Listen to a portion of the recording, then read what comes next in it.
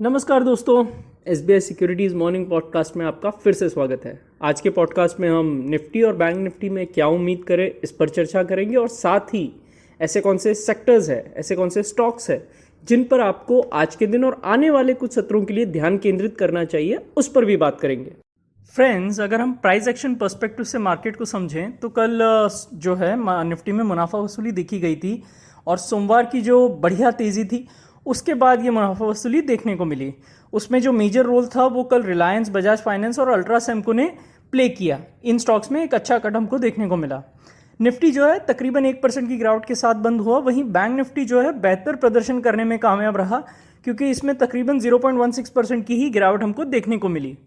यानी हम कह सकते हैं कि बैंक निफ्टी जो है कल रिलेटिवली आउट परफॉर्म कर पाया निफ्टी को।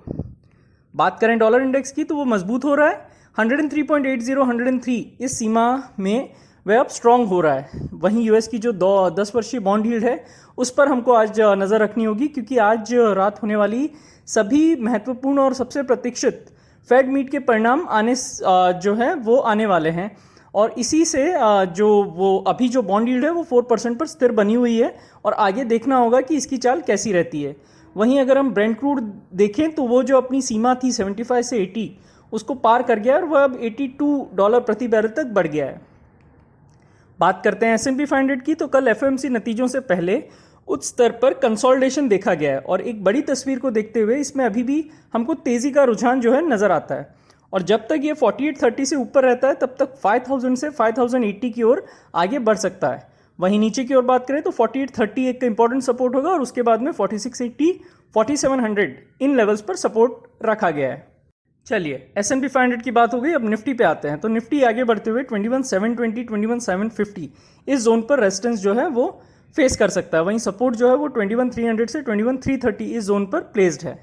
21300 का उल्लंघन होने की स्थिति में हम 21150 से 21100 तक निफ्टी को फिसलते हुए देख सकते हैं। वहीं अगर रिबाउंड की बात करें तो 21750 से ऊपर एक अच्छा रिबाउंड हमको देखने को मिलेगा। 21930 से 21980 तक की जो मूव है वो हमको दिख सकती है। इंडिया विक्स पे हमको नजर रखनी होगी क्योंकि वह 10 महीने में अपने उच्चतम स्तर पर बंद हुआ है, यानी 10 मंथ हाई पे वो बंद हुआ है और उम्मीद है कि FOMC बैठक के नतीजे और केंद्रीय बजट से पहले जो अस्थिरता है उससे वह 17.50 18.50 इस जोन तक बढ़ जाएगा। दोनों का असर कल जो है भारतीय बाजारों पर देखने को मिलेगा। OI डेटा को स्टडी करें तो 21500 और 21400 की स्ट्राइक में महत्वपूर्ण पुट राइटिंग देखी गई है। वहीं 21600 के साथ साथ 21700 के कॉल में आक्रामक राइटिंग देखी गई है। कुल मिलाकर आने वाले कुछ सत्रों के लिए नीचे की ओर 21300 नजर रखना चाहिए और ऊपर 21750 ये लेवल नजर में होना चाहिए। निफ्टी की बात हो गई, अब बैंक निफ्टी की बात करते हैं। तो आगे 45600 45700 ये एक रेजिस्टेंस के तौर पे कार्य करने की संभावना है।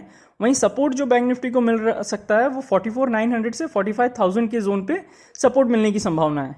अगर किसी परिस्थिति में 44900 टूटता है तो इंडेक्स जो है बैंक निफ्टी 44500 से 44600 तक फिसल सकता है और अपने पुराने सपोर्ट्स को रीटेस्ट कर सकता है।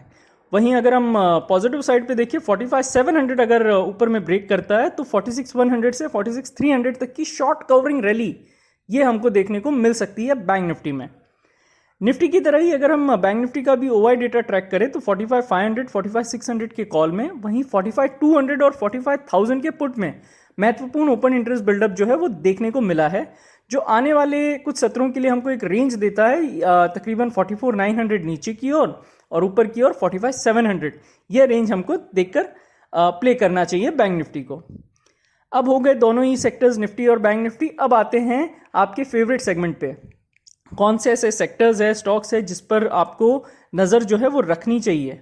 तो सबसे इंपॉर्टेंट जो है आज जिनके रिजल्ट आने वाले हैं उनमें मारुति, सन फार्मा, जुबिलेंट फूड और अंबुजा सीमेंट इन स्टॉक्स में के रिजल्ट आने वाले हैं और इसीलिए इनके अंदर हलचल जो है वो उम्मीद की जा सकती है।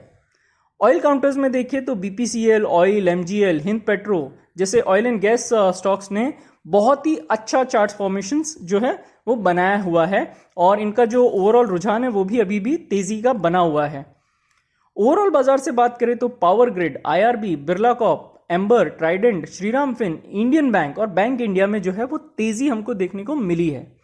FIDI डेटा को देखें तो FI ने 1970.52 करोड़ की जो है वो बिकवाली की है, वहीं डीआई ने 1002.70 करोड़ रुपए की खरीदारी की है। यानी एफआई सेलर्स रहे, वहीं डीआई जो है कैश में बायर्स रहे। इंडेक्स फ्यूचर्स के लिए एफआई का जो लॉन्ग शॉर्ट रेशो है एक बार फिर दोस्तों खराब होकर 24.03 हो गया है, क्योंकि उन्होंने ओवरऑल 836 इंडेक्स फ्यूचर्स बेचे हैं। स्टॉक वायदा के मोर्चे पर एफआई ने 2433 कॉन्ट्रैक्ट बेचे हैं, वहीं ऑप्शंस के मोर्चे पर एफआई ने 100208 यानी कि 1,02,08 कॉल कॉन्ट्रैक्ट जो है वो बेचे हैं। वहीं 22,752 पुट ऑप्शंस कॉन्ट्रैक्ट जो हैं वो खरीदे हैं, यानी कॉल उन्होंने बेचा, वही पुट उन्होंने खरीदा है। तो दोस्तों यही है आज के लिए पॉडकास्ट में। आज के पॉडकास्ट में बस इतना ही। हमारे पॉडकास्ट को नियमित रूप से सुनने के लिए और हमें इतना प्यार देने के लिए आपका धन्यवाद। Investment in securities market are subject to market risks. Read all the related documents carefully before investing.